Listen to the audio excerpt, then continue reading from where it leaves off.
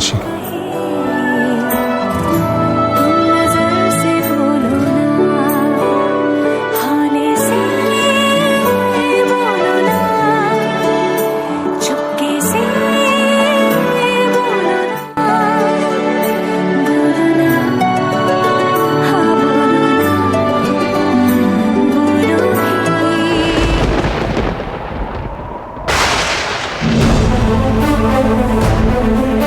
মনে হচ্ছে দুর্যোগ হবে।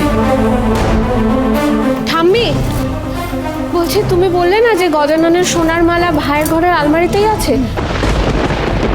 ভাই তোমাকে আলমারির চাবিও দিয়ে গেল, আমি গিয়ে খুঁজলাম, কই নেই তো। নেই? হ্যাঁ। নেই মানে? দিদি ভাই, তুমি ইচ্ছে করে ছাদের ঘরে গণেশ পুজো করে আমাকে সবার সামনে ছোট করেছো। আমিও তোমাকে ছাড়বো না। তোমাকে কিভাবে জব্দ করতে হয় আমি খুব ভালো করে জানি। দাদা ভাইও বাড়ি নেই, এবার কে বাঁচাবে তোমাকে? বড় ঝড় আসছে, এর মধ্যে মিস্টার বসু মল্লিক বাইরে গেলে না।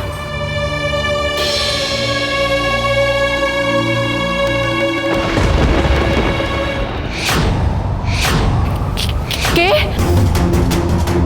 কে ওখানে?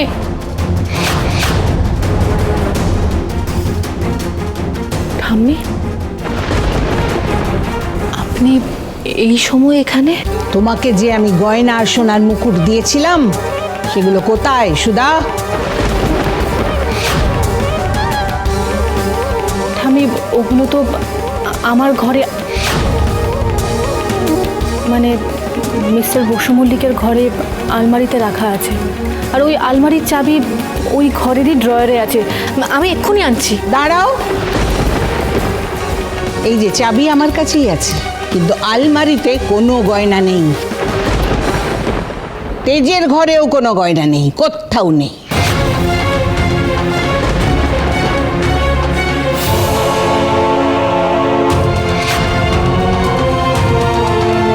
গয়নাগুলো গেল কোথায়? আমি নিজে গিয়ে দেখে এসছি, গয়নার জায়গা একেবারে ফাঁকা।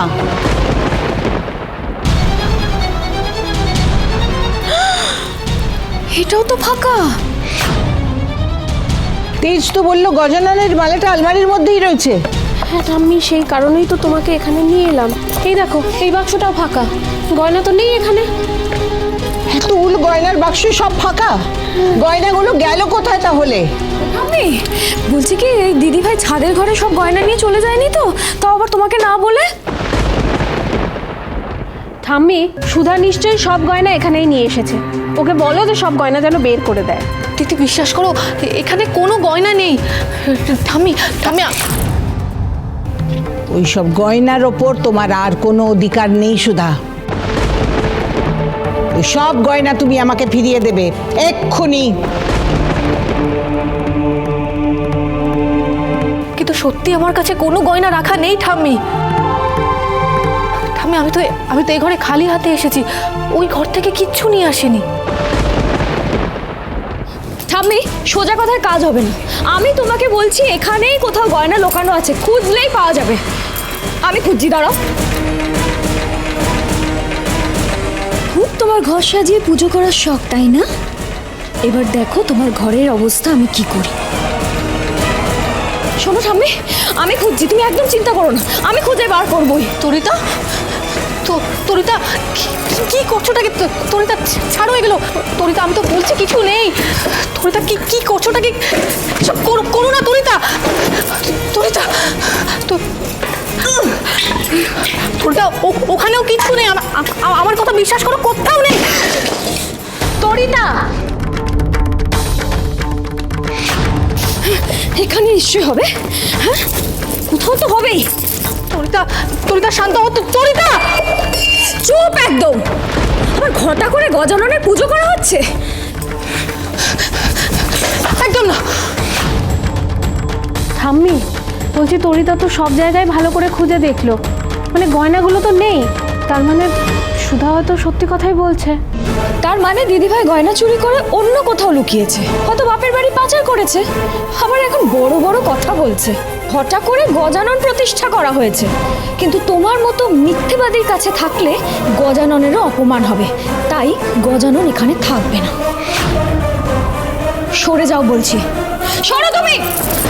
আউচ! কি করছো কি দিদিভাই? লাগছে আমার, ছাড়ো বলছে। খবরদার খবরদার গজাননকে সরানোর কথা ভেবো না, আর আমাকে দুর্বল ভাবার চেষ্টাও করো না তরিতা। সেরকম হলে আপনারা আরেকবার সার্চ করে নিতে পারেন। এই প্রথমবার সুধাকে বিশ্বাস করতে ইচ্ছা করছে।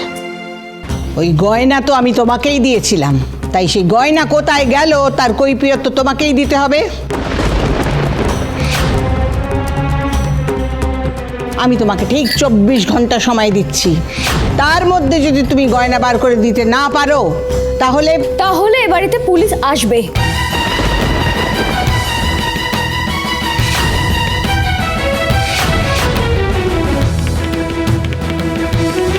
ঠাম্মি শোনো,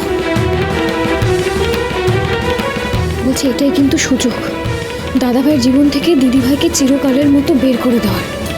তুমি পুলিশ ডেকে দিদিভাই।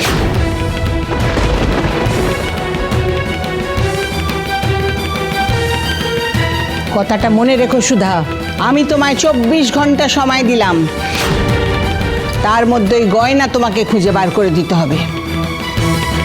তুমি যতই যা করো না কেন আমি কিন্তু দুর্বল হব না, জেনে রেখো।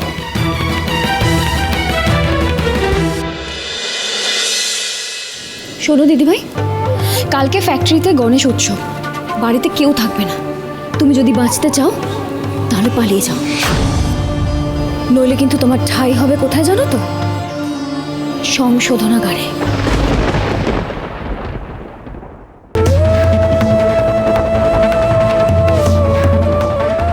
এই বাড়ির লোকেরা আমাকে এত অবিশ্বাস করে।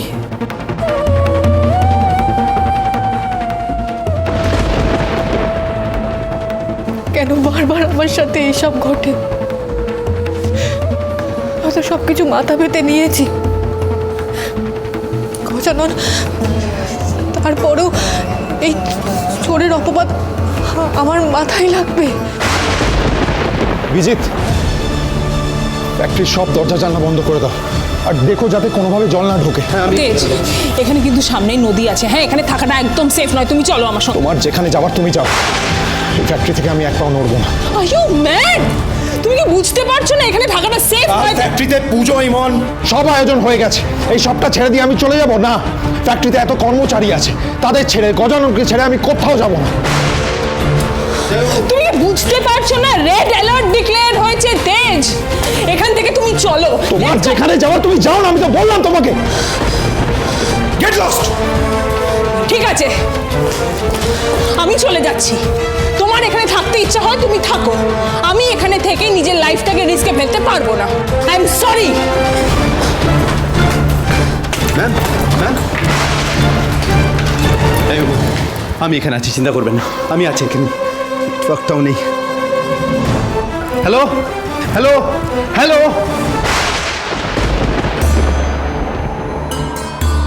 এত সহজে আমি হার মানব না।